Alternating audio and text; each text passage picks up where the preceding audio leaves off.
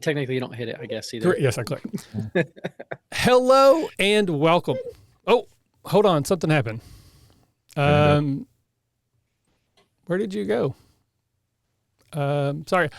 I can see Justin, but on the OBS, you're gone. You're not there. I have no idea what happened. It was so weird. All right. Well, while I work on that, hello, my name is Michael. We are here for Detention Live. Joining me as always is my co-host, Chris. Chris, say hello to everyone. Hello, everyone. So you're off too. What is going on, people? See, I thought I had all this locked in, and that is so weird. Sorry, I know this is great audio, but yeah, Chris, I don't know what the heck's going on here. So Chris, talk for me while I'm doing this because I can't talk and do things at the same time. All right. Well, I hope everybody's doing good. Tonight, joining us, we have Justin. Justin, please introduce yourself and tell us what show you're with. Yeah. So my name is Justin Lewis, and I'm with Session Zero Studios, which is sort of like, I guess, the name behind our show, How to Be a Better DM, and also our actual play show, The Pact and Boon. Most of the time, I spend most of my time doing How to Be a Better DM, so that's probably what I'll talk about today. Okay. Awesome. All right. And how long have you guys been doing that? Go on. So I've been doing How to Be a Better DM for a little over 3 years now, and just loving every minute of it. Ups and downs and all arounds, but overall, an amazing experience. Awesome. Did you get it figured out? Yes, I got everything lined up. I don't know what happened, of course, but we are live. People can see us and hear us. Scurvy Knave has said hello, so welcome to the show. So welcome, Justin. And so again, my apologies that right off the bat things went sideways, but it's been a while since we've done this. But if anyone's new here, basically this is our sort of loose format TTRPG talk show. We're going to go through some stuff we've been doing recently, talk a little bit about Justin and his podcast, maybe give some advice somewhere in the middle, and then wrap up with our Q&A. So if you're here, thank you for being here. But we're going to kick things off as we always do with extracurricular. So this is just where you just talk about really whatever's going on recently. You want to talk about TV shows you're watching, movies, video games, top of mind. Chris, I'll start with you, buddy. What you been up to lately? I found a new one. Okay. Called Agents of Mysteries. Agents of Mysteries. It's on Netflix. Okay. It is a Korean reality show where they bring in 6 celebrities who are sent to go solve mysteries around the world. Okay. And the dedication that these actors that they've hired have to it and these celebrities has got me so entertained. Like, it is so cheesy. Like, they're put around a table. They're told, you're now the agents of mystery, and we have a teleporter that's going to send you to different places and you're going to solve these mysteries. But basically, they get in an elevator. They go down a different floor in this warehouse. They have stages set up, and it's basically just kind of like giant escape rooms. Okay. They have to figure out clues in one, which leads them to another, which then leads them to whatever mystery that they're trying to solve. So I like how they're trying to do the mysteries. I'm super entertained when they are trying to sneak past a bunch of people, and you can see every now and one of the actors kind of start to turn, but then remind themselves they're not supposed to. So you just, again, that dedication to we're this cultist and we're supposed to be chanting, and they don't turn around even though somebody just dropped something behind them. And yeah, I can't. I'm just so entertained, and I just laugh, and my wife just looks at me and goes, "Oh, this is such a like." But they're so invested in it, and like they have little things that'll jump out, and you watch these, the stars of the show like jump and hide underneath things, and it's like you're not going to get hurt, but just how dedicated they are. You got to commit to the bit. Yeah, it's like the second or third quote reality show I've seen from Korea that I'm falling in love with. Like I said, The Devil's Plan was the first one where they just did board games instead of actual like reality show stuff, and there was no drama. Because every time somebody won, they just went, "Hey, I'm sorry for winning." And the other person went, No, you deserved it. And I'm like, what are you doing? Like, in America, I'd be screaming, "You cheated me." And you'd be screaming, "No, it's like the Great British Bake Off of board games. Like, everybody's pleasant and kind, cooperative. Like, yeah, I could get behind that. Yeah. So it just entertains me. That's the newest one I'm on. Of course, I'm watching Acolyte. Mixed feelings. I don't mind the story. I just was expecting like this truly dark, like, you're finding a Sith acolyte. Like, can I finally see some Sith training? Can I finally see, you're dedicated to killing the Jedi, not you're going to be redeemed at the end. I'm like, no, I wanted this. like the Jedi have no choice but to off this acolyte or something, but Right. they're still doing enough with the story that I'm entertained. But someday Disney will make a dark story for me. Someday. Yeah. But other than that, just work for me as usual. I work a lot, and just doing some stuff around the house with the wife. Now that Quentin is off doing his ROTC stuff, we have the house to ourselves for the summer for a couple more weeks. When he comes back, I'll have to wear pants again. Well, you don't have to, but He prefers it. yeah, I can see why. Cool. Well, thank you for sharing. As always, I appreciate it. Justin, you're a guest tonight. Tell us a little bit about what you've been up to. Yeah. So I think one thing that I'm kind of been nerding out a little bit over is a show on Netflix called Delicious in Dungeon. It's an anime. As far as animes go, it's not, well, I mean, it's not the best, but it's cute. Mm-hmm. And then suddenly it has this like deep plot and you're like, whoa, like I didn't realize we were going to get heavy, like, it's a really good show. And obviously it's connected to D&D. I'm also kind of rediscovering Magic the Gathering. I played it about like 10 years ago. I'm recovering myself. But a friend of mine, he's like, oh yeah, all my workmates, we played Magic the Gathering. And so let's play. And I was like, I don't know, like it's kind of a rich man's game. And he has 5 decks, so I'll play with him. Right. And good fun. So Nice. Yeah. I have bought and sold 2 collections of Magic the Gathering. So I have 6 starter decks. Like I bought 3 different starter sets. Each comes with 2 decks, and I just played those with my kids against each other. So I don't buy individual packs. I don't buy individual cards. I don't even sleeve these cards, which Chris might actually probably thinks I've been replaced by an alien. So it is just very much, we play these, that's it. End of story. Because, way too much money. Anyway, anything else you'd like to share with us? Feel free. You don't have to. Of course, just want to give you the opportunity. No, I mean, just loving the summer weather. My wife's getting into pottery, so part of my time is helping her do that, which is nice. But You can reenact Ghost. Yeah, exactly. Yeah. I'm the one doing the pottery, and she's the ghost because she actually knows what she's doing. But so she's Big Spoon, you're Little Spoon. Okay, I like it. Exactly. I'm always Little Spoon. Just because, no. Anyways, I won't go to that. Maybe on a different show. But. This is Detention. This is like a after hour show. But fair enough. First sense. time here, I don't want to put you in that compromising of a position. Maybe next time. I'll share my secrets next time. Perfect. So as for myself, I did just get back from Origins. Origins is a sort of a mid-tier. It's probably bigger than mid-tier, but compared to Gen Con, it's mid-tier. It's like 20,000 roughly folks. I think this year's like 17,000. Goes to Columbus, Ohio. It's 5 days of gaming. So Gen Con is the best 4 days in gaming. Origins like hold our beer. We'll go 5 days. And it's not that, it's like 4 hours from me. When I lived in Cincinnati, it was like an hour and a half away.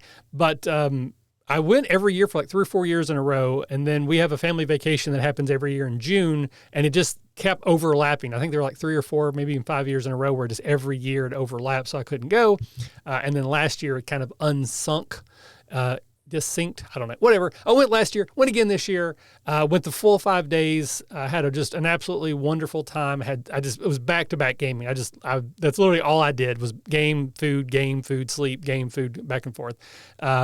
So I'm going to be breaking down all the different games, lessons learned, what I loved, what could have been better in a future podcast episode. I am also on TikTok now. I don't even know if I've even been on here since I've done that. I joined TikTok a few months ago. You can find me. It's MKR_2222 or just at the RPG Academy. And I've been doing some videos there and talking about my experiences. But it was absolutely a ton of fun. Good things and some bad things, lessons learned. TV-wise, I am, hey, Cthulhu's here. Hey, Ralph, nice to see you again. I'm watching The Boys. I absolutely love The Boys. Just it's so grotesque and over the top, but I'm into it. I think Anthony Starr is a star. Like he's just incredible. Carl Urban also, just everyone in the show is just amazing. So if you're into that, and I know not everyone is, but if you are into that, it is an incredibly good, well done, powerful show. And I'm still watching Smallville because I'm still doing that podcast as well. Justin kind of mentioned it because I guess it has been a while since we've done a detention. I did renew my contract. I am back working at the school for next year. I'm very excited about that. I have the summer off. So for like the next, basically all of June, I'm off. And then I have like half of July, and then I'll go back and start working at the school again. But definitely good times. So Ralph Curricular has mentioned that they're going to be at the working at WK. It's not Warhammer.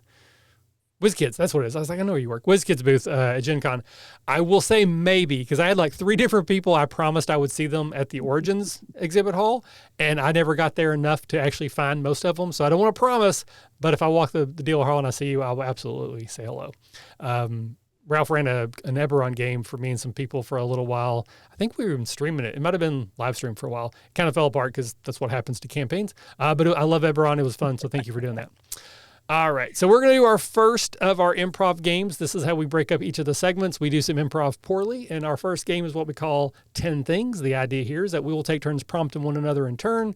You'll get a prompt of what your 10 things should be. Your job is to then come up with a list of 10 things that matches the prompt as quickly as possible. For the purposes of the game, immediacy is better than accuracy, so coming up with a list quickly is technically better than taking a long time and coming up with 10 things that actually make a whole hell of a lot of sense.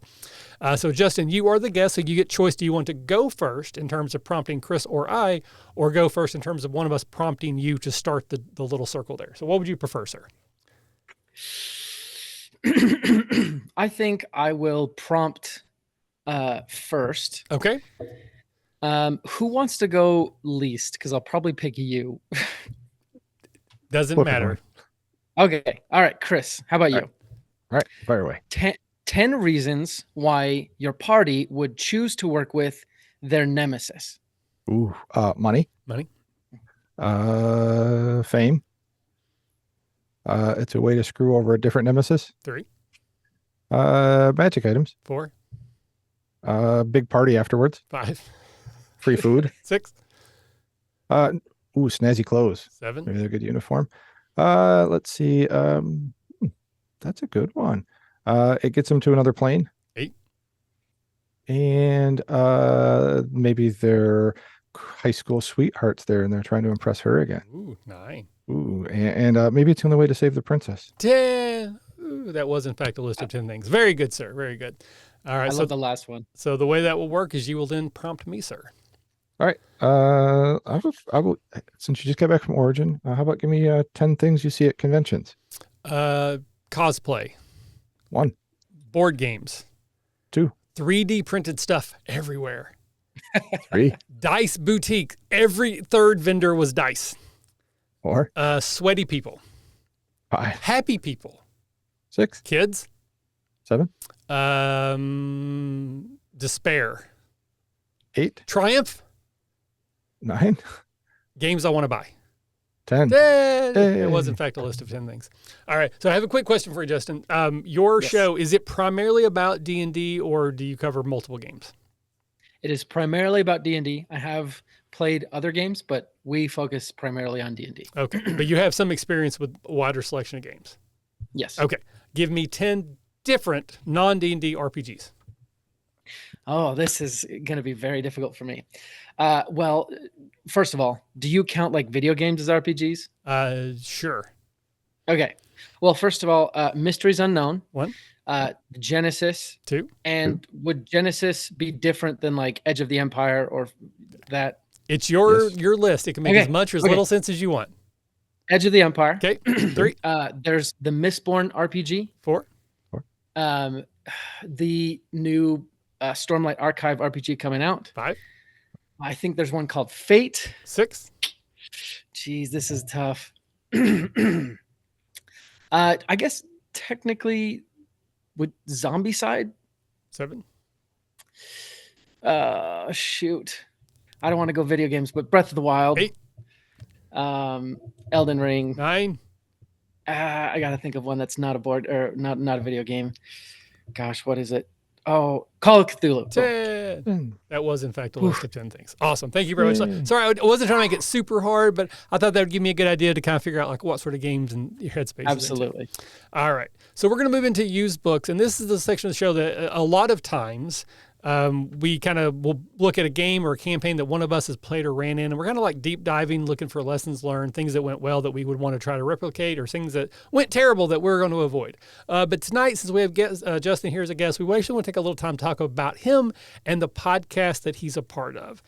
So tell me a little bit about how to be a better DM. Give me the quick pitch. What kind of things could I expect to listen and hear there? Any sort of favorite episodes you might want to send people to? I know you have some co-hosts that weren't able to join us. If you want to kind of talk about them a little bit, just give us the pitch, sir. Absolutely. So I originally started the podcast because I had started a previous podcast, as most podcasters have done. We've all had other shows, and that show was it was a good experience. It was about personal development, but I didn't really see it growing. It was really hard, and I've realized that it wasn't talking about something specific. Mm-hmm. Around that same time, I was starting as a dungeon master myself, and I've always found that the best way to learn something is by trying to teach it, or trying to help other people do better than you, essentially. Mm-hmm. So that's really where the podcast started. I realized that I could talk about something very specific, but also something that was applicable to me.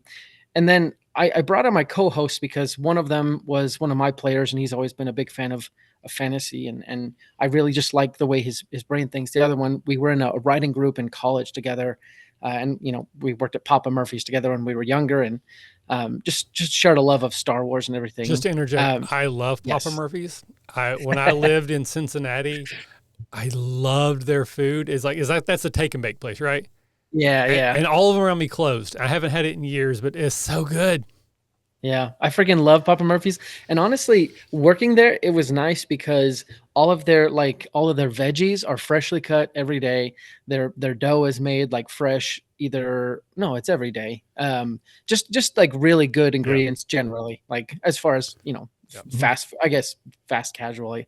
But anyways, so the podcast it's all about helping dungeon masters get better without spending extra time, extra money if you don't want to, and just extra hassle, right? So really cutting the learning curve without doing all those crazy and outlandish things. I guess one deep philosophy that I have is, at its root, all you need to play D&D or any RPG for that matter is a group of people, or at least someone besides yourself, because it's kind of hard to play with just yourself. A set of rules that everyone agrees to, and some way of deciding those rules, right? Dice or tools that come with different RPGs, and a story, right? That's really all you need. And I try and take that into the tips that I give, the advice that I give, and things like that. And listening, you can hear tips, and we also do interviews as well. Some of my favorite interviews, I actually interviewed, Victor Bavine, who did the voice of Driz Do'Urden in, R.A. Salvatore's audiobooks of, Driz Do'Urden. Yeah. And I grew up listening to those books. And so talking to him was pretty cool. We also talked to like a real life blacksmith, which was pretty interesting. He was a dungeon master himself, and he was pretty hard as far as dungeon masters go. He's the kind of dungeon master or game master that, he tracks encumbrance. He makes you like track how many arrows you have. You can't pick up arrows because once you shoot them, they're basically destroyed. Yeah. He was super realistic. So hard mode, basically. Yeah. He talked about how his previous campaign ended and they were moving to a new DM because they kind of switch in his group. And one of the players, like in his inventory, he had gotten a wagon, he had gotten like a table, he had gotten all this like practical stuff. And it was because in his previous campaign, it was just like so realistic that stuff mattered. And it was just really funny how, one DM can change you like that. So apparently there's a Papa Murphy's in Dayton, which is where our convention is. So Raph was telling me about that. Oh, Papa Murphy's anywhere is good. So especially at conventions, much better than very expensive convention food. Yeah, I think unfortunately I don't live there, so I wouldn't have an oven. So, but I'll buy it and just drive it home. I'll get like 10 of them. Worth it. Freeze it.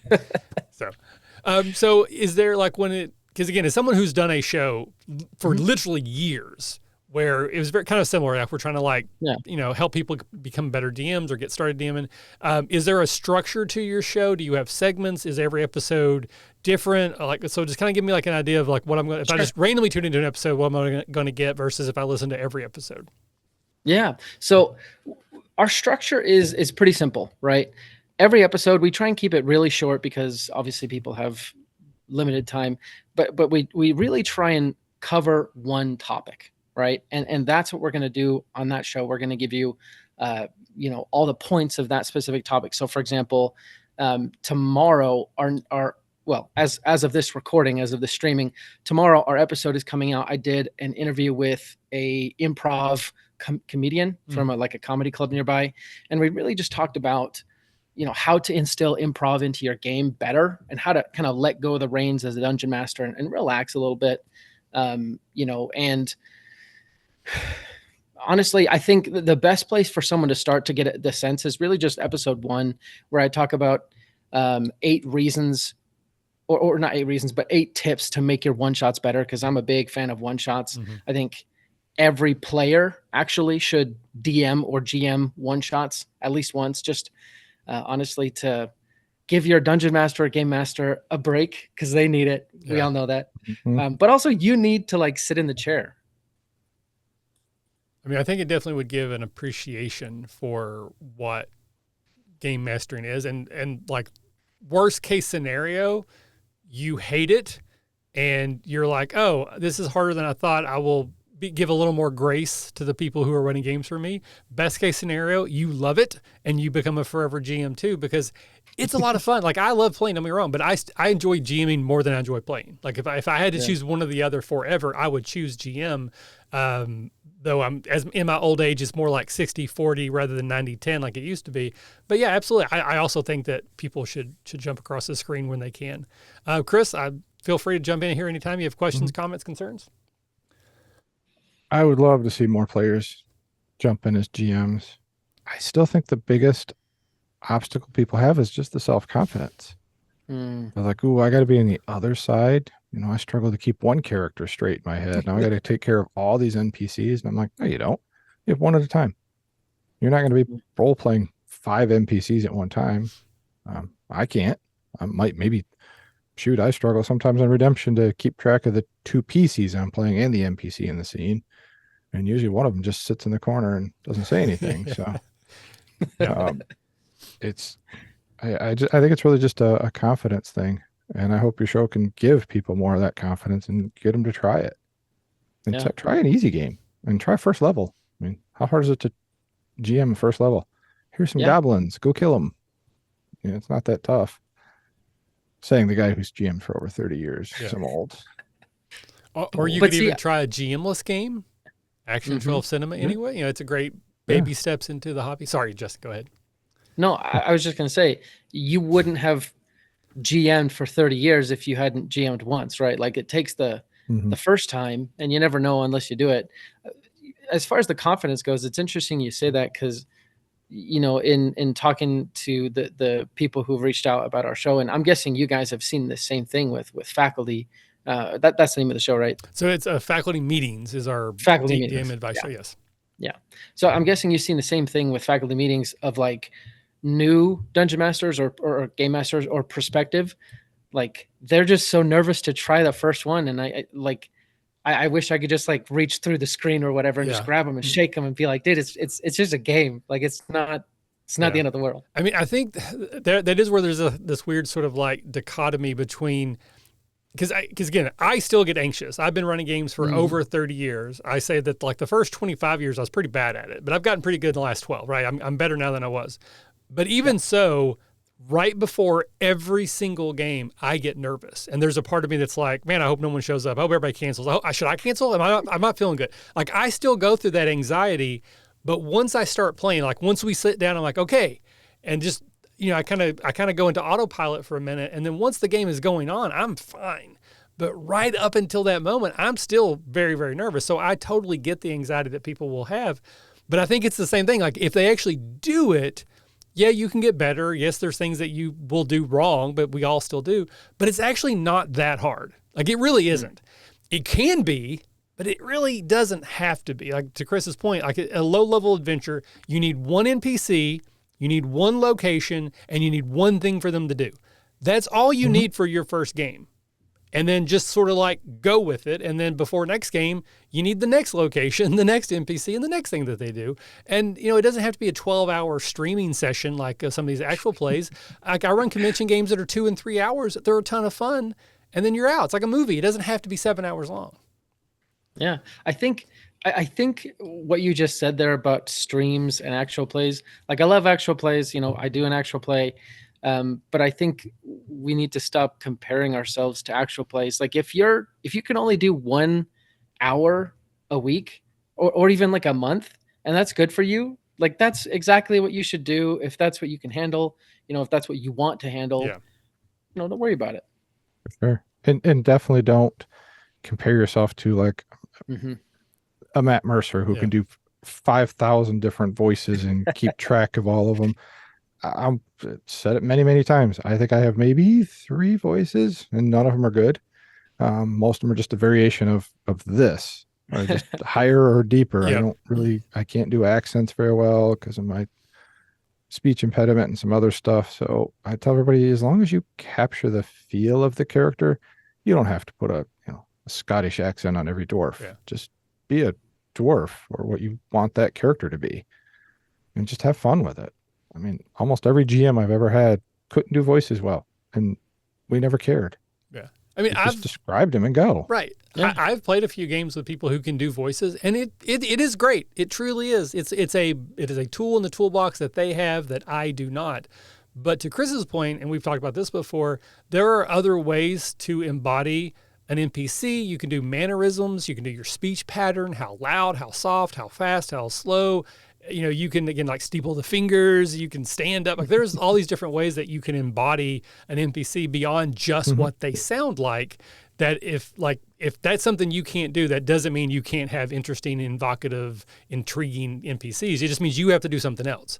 I've talked a lot about like combat. You know, I'm a big theater of the mind person. I know other people like maps and minis. Some people like the big 3D terrain.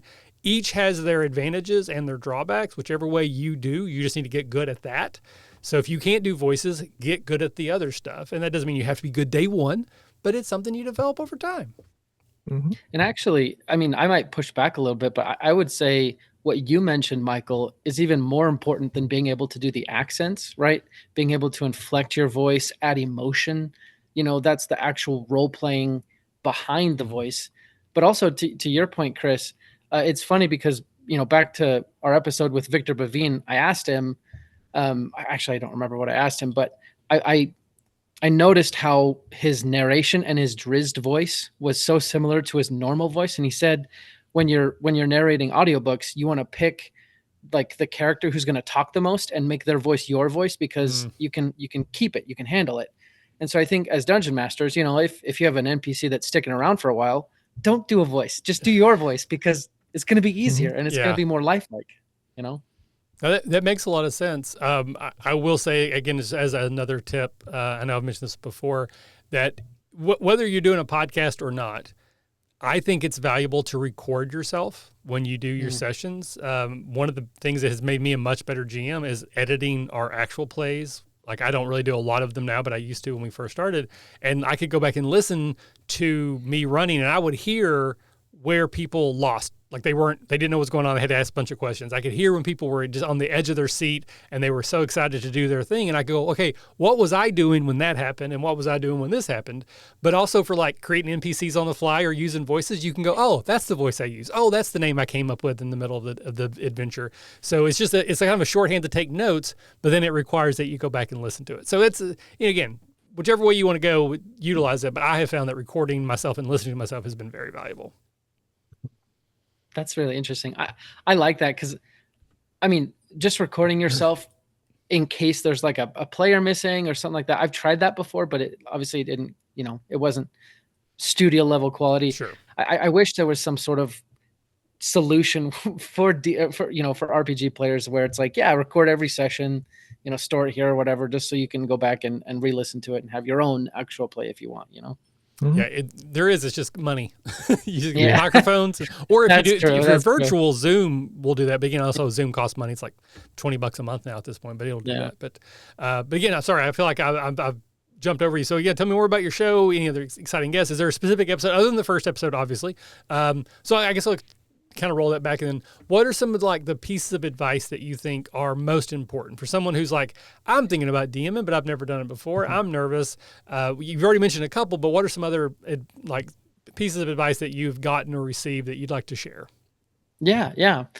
So I would say the first piece of advice that I would give to prospective dungeon masters is avoid the shiny object, right? And focus on fundamentals. So we see all the actual plays, we see Instagram, we see YouTube or whatever, and commercially we're being fed all these images or these audios of things we need to buy, invest in, do, create, right, whatever. But when you're just starting out, focus on your storytelling skills and the ability to create conflict that is meaningful and engaging and captivating, right? That pulls your players in. Because if you mentioned theater of the mind, right? If you play a game that's theater of the mind, but you don't have any of those flashy stuff, but you have an amazing story, no one's going to care. But if you flip that, right, you have all the cool minis, you have this amazing terrain, like the lights that change color, candles that smell like dungeon, but your evil wizard is named Boo Boo and he stole someone's pie, right? I mean, maybe that could be a fun game, but I don't know. Like, It depends what you're there for. But I get your exactly. your meaning. Like Yeah. if you're there for like epic heroic fantasy and Yeah. the story is flat, all those accoutrements don't really matter. Yeah. I mean, it goes back to what I said. Like role playing is just it's a collaborative storytelling experience, and everything else is just details. Okay. Chris, anything to get there? It kind of what you're saying. I'm going to try to use the right words and this may come out wrong, but this is just my brain went right here. If you really have a good group and you're telling a story, well, it's almost I can't think of another word other than kind of an intimate moment, but it's not, No, you're right. Yeah. It's meaningful. As far as you're making a connection with those players and the people around the table. And that's where I tell people, make that connection, have some sort of emotional impact with your players positively. Don't be that guy that's a jerk and makes them all cry. And celebrate with them when they have victories. I think that's the big thing I tell people as a new GM, and don't go out there and look to just do a TPK because nobody likes that. It's not that much fun because then people are upset and then you have to start over. Yeah. I think I've seen some people online. I know some of this is like performative, like any other social media, TikTok, which I'm on now a lot. There's some performative nature to it, but people talking about getting their players to cry and how that was a big moment for them as a DM. Like the first time I made a player cry, it not solidified it. Like what's the word I'm looking for? Reinforced, maybe. No, it's like it made them feel like they had accomplished something. Like it gave them like the confidence that they had done a good job. And I don't disagree with that, but I don't think it has to be crying. I think crying is the result, not the symptom. It's caring. Get your players to care. And they can care in a way that makes them laugh. They can care in a way that makes them angry, and they can care in a way that makes them cry. But I think caring is what we go for. Crying is just one of the possible results of that caring when something happens that is sad. Because if no one cares, I think there's something, and you can play the beer and pretzels game where you just show up, you're just there to kill goblins, take their stuff, get better gear, and do it again. That is totally legit way to play. It's not my preferred method of play, but it's totally legit. If that's what you like, I'm glad it's there for you. So you don't have to have that same level of investment. But for me, I want my players to care about each other's characters, care about the NPCs, care about the world that we are creating together. And once I have that hook of care, I can do all kinds of fun stuff with it. No, you're absolutely right. Go ahead. My favorite thing, one of my favorite things is to hear a player go, hold on. I need a moment to collect what just happened. I need to figure out what I really want to do, because I love just throwing that moment where they're not overwhelmed, but they're so invested in it that they want to take a moment to think about the right thing to do. And I love those type of moments. And I mean, I've had moments, and Redemption's a great example of this where myself, Michael, or Kaylee, I mean, the three of us are in very intense role-playing scenes and crying and or screaming at each other, and then taking a moment to go, all right, everybody good? Just all in character, right? Right. Yeah. Yep. Cool. And then afterwards we celebrate, like, that was like we just won an Academy Award. Yeah. We haven't even won a podcast award, so Yeah. can't get the Academy Award yet. But my point is that we celebrated that moment, and that's what I like. I like seeing that moment of deep thought or real reflection. So like you said, caring. But I love watching the players just go, oh, what just happened? Yeah. I think the only true way to win at an RPG at an RPG, geez Louise, is to get your players to come back, right? That's how you win. And actually, the episode that's coming out tomorrow, the one with the improv comedian, he said with improv, right? It's not so much about what you do on stage, because obviously the way their system functions, they're like two separate improv teams kind of competing. But it's not what you do, but it's what happens on stage with everyone and what everyone does. Yeah. And when it comes to the table, actually, when he said that, it was kind of like this hammer to my brain of like, hey, you need to remember this, that it's not the dungeon master's responsibility to make sure the game's amazing. Right. It's not any individual player. It's the table, right? Yep. Cthulhu says, to crush your gaming group, to see the player characters driven before you, to hear the lamentation of their players. That is what is best in life. So you kind of, so you have an actual play. Is that on the same feed, or is there a separate feed for the AP episodes? So there's a separate feed. It's under the podcast, The Pact and Boon. You can find all of our stuff at sessionzerostudios.com. Okay. That's run by our dungeon master, Jake Packham. And, he's doing an incredible job. The story starts out with us in hell. And it's interesting, to be honest, because I've been a dungeon master for so long that around the same time we released this actual play, I became a player on the actual play, and also my home campaign with my friends. One of them was like, hey, do you mind if I DM for the summer? So, I transitioned from like forever DM to like not a DM at all. And it's kind of weird. Yeah. It's weird going back to a player. And I think even that is also a good experience for dungeon masters too. Kind of, switch places with players, be a player, and have them be the DM. I think that, for one, just makes everyone a little bit better at storytelling. No, I, again, 100% agree. I also think going to conventions, if you are someone who has the ability, and I understand the privilege, it costs money, location, depending on where you are, to go to conventions, I find a lot of value in them. I also happen to run a convention. So if you're in Dayton, Ohio in November, come join us at Academaniacs. But give us the quick picture. So someone, again, I'm sure there's people out there who's listening who are looking for new actual plays. Is it D&D? Just a quick overview. You mentioned hell, but just give us the elevator pitch for the AP. Sure thing. So I'm going to give you a few spoilers, right? Okay. Just the first couple episodes. We're three guys in hell. We have the father, the hound, and the savior, I guess you could consider him. We meet in hell for various reasons. We were sent there, and we get picked up by what's called a broker, who is essentially someone looking for slaves or champions or meat, right? Depending on what the broker's looking for. And the broker basically says, hey guys, I need you to go back to the material plane and investigate something that's literally changing the fabric of the world, called the lethargy. And goodbye, I'm going to drop you from the sky because I can't go there. So now you're falling towards the material plane at terminal velocity. And that's like the first three episodes. So nice. That's a pretty good pitch. And this is 5e? Yes, 5e. Our dungeon master has some homebrew mechanics. He introduced one called Limit Break, which he did in our last two sessions. And I'm interested to see how it plays out. It's essentially, if your character does something like really interesting, you can roll on a table and it'll give them a boon, even to the point of, rolling like a really high number and getting a full level up in that moment. So still new. We're still seeing how that works out. I have honestly some doubts, but it's been fun so far. I mean, that's Part of being a DM is we're all armchair game designers, so we like to tinker, and sometimes we make it better, and sometimes we make it worse. But that's all part of the process.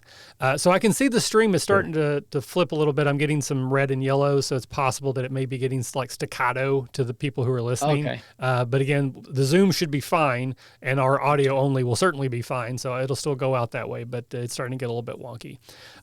So Chris, any final thoughts? We will wrap things up here unless you have any further questions for Justin. Yeah, just get in that chair, players. Yep. Have some fun being a DM.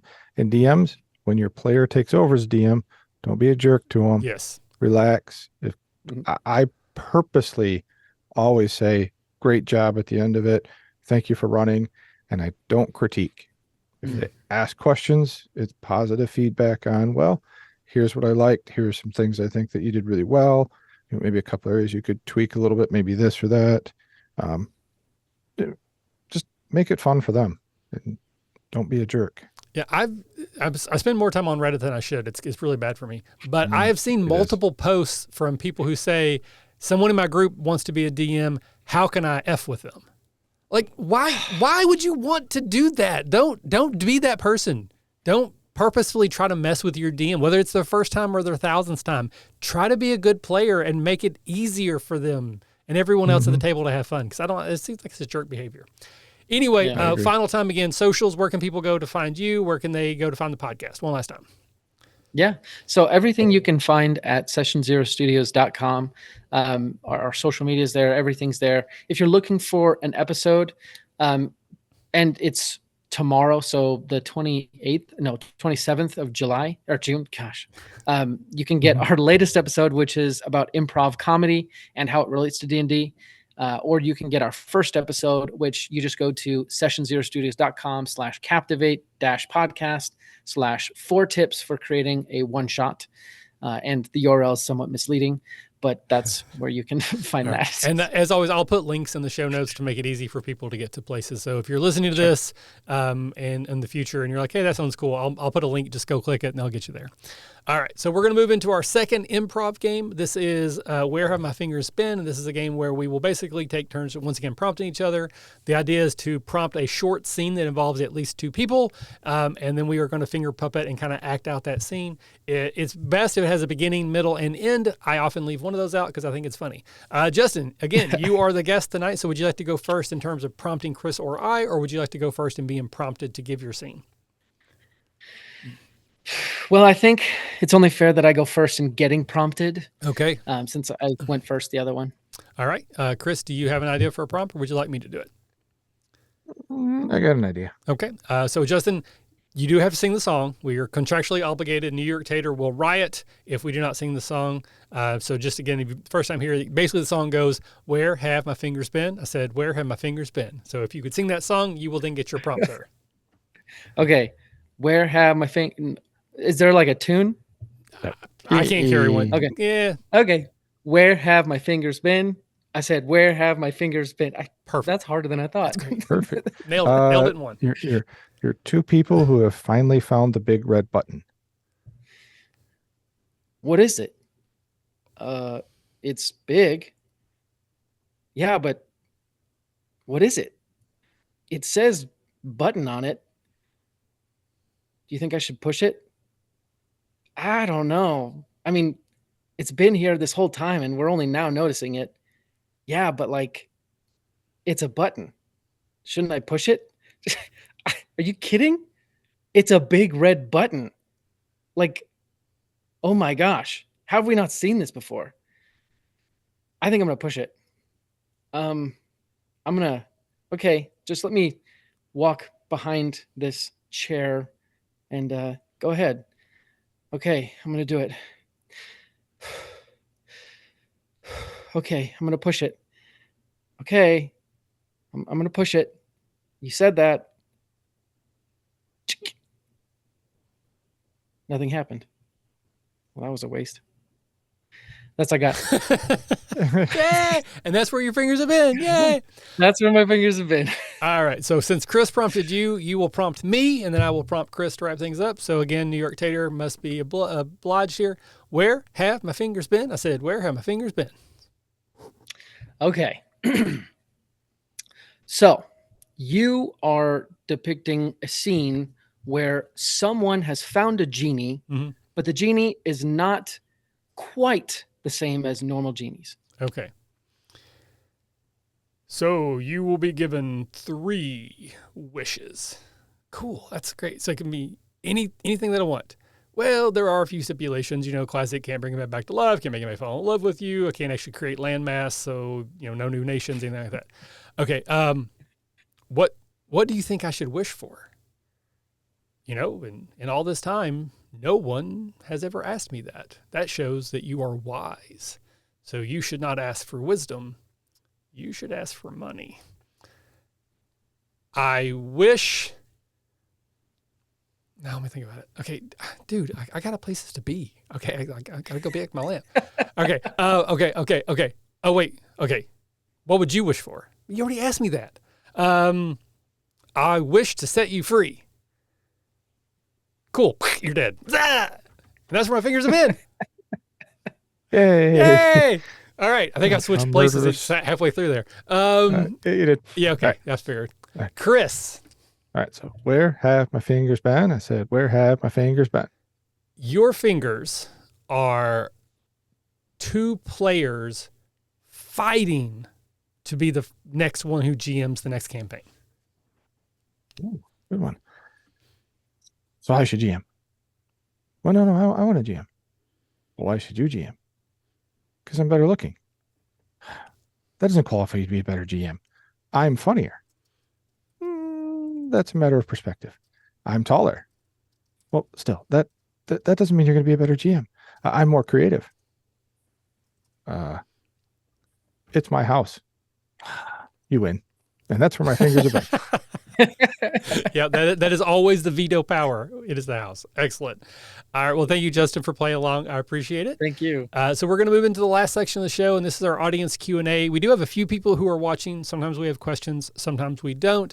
There is a slight delay in the stream, so while we were waiting for any questions that might come in, one last time we'll go around. So where can people find you on the internet, socials, plug, sir? Yeah. Again, session0studios.com. If you're interested in our Instagram, you can go to @howtobeabetterDM. I do a lot of Dungeon Master pro tips, Dungeon Master rules, basically stuff specific to D&D. But again, session0studios.com. Also, real quick, that the finger, where my finger's been, that is a lovely exercise. Where did you guys come up with that? It's an actual improv game. Like people who are professional improvers, sometimes they'll do things like that, like before shows to kind of get everybody in the right mindset. Yeah. And I think it was classic Scott who has some improv training who came up with that when we first started Detention like 10 years ago. I love that. Yeah. That is so awesome. He's actually good at it. It's not fair. It's not fair. All right. Chris, again, where can people find you? Plug anything you'd like to, sir. Just check me out on the Discord channel here at the RPG Academy. I don't do much other social media because I'm old and it drives me nuts. I don't like to go down the rabbit holes for hours and hours like I was. We did wrap up the Dragonlance game, so as soon as I get those all edited, we'll get them kicked out, and then we'll do the recap that we were talking about. Redemption, well, Smuggler's Blues now. The last month and a half, we keep having hiccups. One person keeps having something come up every Tuesday, so we are planning on getting back to it. It's just been I had to work late one time, and then something else came up, and it's just been adulting, not as much fun as we want it to be. So otherwise, November I'll be at Academaniacs. September I'll be at the faculty retreat. I don't think I have any other conventions or anything I'm going to between now and then. Other than that, just here with you every other Wednesday when we can. So as for myself, basically, I'm actually on TikTok now. That's where I'm most active. I'm on Facebook. That's where I post everything. But on TikTok, again, if you search the RPG Academy, that should find me. But my actual account is MKR_2222. I recently went to Origins, so there's going to be an Origins recap episode coming out. My game, Action 12 Cinema, is still for sale, both online and in some retail stores. I am going to Gen Con. I will be running one event. I'm hosting my sort of annual panel. I have Emma joining me this time, and it's basically how to start running games for D&D. It's absolutely introductory level advice. My job is not to make you the best game master you can be. My job is to get you to run your first game so that you can get to your best game. So we will be doing that 9 a.m. on Thursday. It's 80 tickets. I think we've sold half. It's free, but you have to buy a ticket. It's like half full. So there's like 40 spots still open if you want to come to that. And again, obviously a Catacon in November. That's the biggest thing I could promote right now. No questions have come in, but we do have one question we ask everybody. But if anyone's listening, you want to ask a question, you still have time. But while we're waiting, Justin, imagine that you are being turned into a action figure. I don't mean you're being polymorphed into one, but they're going to make a Justin action figure. What are the 3 accessories that will come with your figure? Ooh, 3 accessories. I think this is going to sound super, well, I was just about to say, this is going to sound nerdy. I think a 3D printer would come with my action figure. I love 3D printing when I have filament or resin. So a 3D printer, bonus points if it actually like spits out a little, it would probably be like Play-Doh that would come out of the 3D printer, which would be fun. A microphone would probably be the second thing, naturally, just because, I do podcasting, things like that. Now the third one, that's a good question. Probably a death ray, just to kind of buck the stereotypes and just be like, oh, microphone, 3D printer, and a death ray. Why not? Yeah. Why not? Exactly right. Yeah, exactly. What about you guys? What was your answer? Oh, well, Jeez, it's been a long time. It changes over time, but it definitely will be a D12. Definitely, probably a podcast. And then I think my MacBook is what I had said originally, because I'd never leave home without that. Now it would probably be ibuprofen. Like a little travel bottle of ibuprofen, a D12 and a microphone. Yeah, yeah, it's like a Pez dispenser. Is a Pez dispenser of ibuprofen. Ibuprofen, yeah. That could be fun. It's an action figure for like adults. It's got a knee brace, back brace. Exactly. Exactly. I don't remember. It's been a while. I'd probably go with a backpack full of just little books and gaming stuff. Have to go with a nice car. Not a nice car. My car, because I drive a lot. My wife and I just go on vacations. So I'm just randomly, we'll just take off. So that'd be kind of nice to have. And probably a good way just to keep in contact with people, either an iPad or a cell phone or something like that. I do call people out and talk. I just don't like doing the social media. No, again, you're smart. You're smarter than the rest of us for that. Absolutely. I did just say, just quick last plug, I'm actually going to be on a show tomorrow with the Rook and Rasp in their Tome Travelers show, talking about the D12, because I mentioned D12, so it made me think of it. So if anyone is watching this live, you can actually see me again tomorrow, I think around like 8 or 9 p.m. I don't know. I'll figure it out later. But talking about the D12, which is objectively the best polyhedral. All right, Justin, buddy, thank you so much for being here. Had an absolute blast getting to know you, getting to chat with you. I appreciate what you're trying to do. That is absolutely in line with what we have been trying to do here for a while, is just get people run their first game, fall in love with it. The more GMs, the better. Chris, as always, you're my good friend. I love you as a person, and I can't wait to hang out with you in September. So I think we've already done the plugs like 3 times, so I don't think we need to do that again. So just, Chris, any final goodbyes?